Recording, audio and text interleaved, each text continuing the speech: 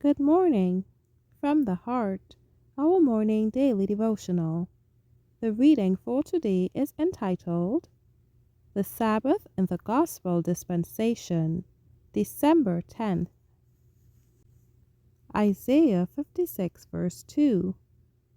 Blessed is the man that doeth this, and the Son of Man that layeth hold on it, that keepeth the Sabbath from polluting it, and keepeth his hand from doing any evil.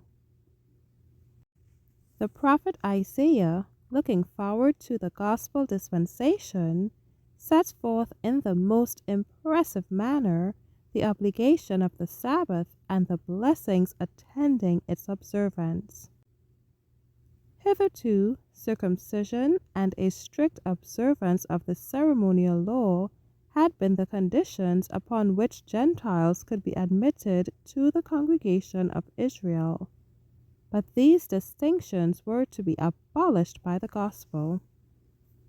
Every one that keepeth the Sabbath from polluting it, and taketh hold of my covenant, even them will I bring to my holy mountain, and make them joyful in my house of prayer. Their burnt offerings and their sacrifices shall be accepted upon mine altar, for mine house shall be called a house of prayer for all people.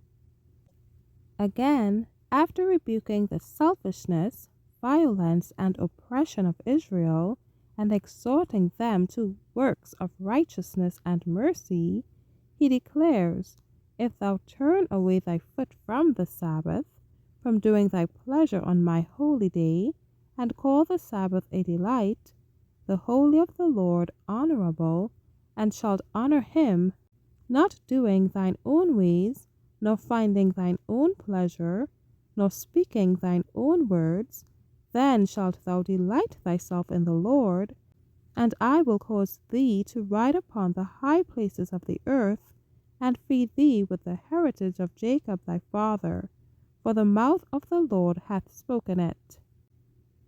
This prophecy reaches down the centuries to the time when the man of sin attempted to make void one of the precepts of God's law, to trample underfoot the original Sabbath of Jehovah, and in its stead exalt one of his own creation. There were two institutions founded in Eden that were not lost in the fall, the Sabbath and the marriage relation. These were carried by humanity beyond the gates of paradise.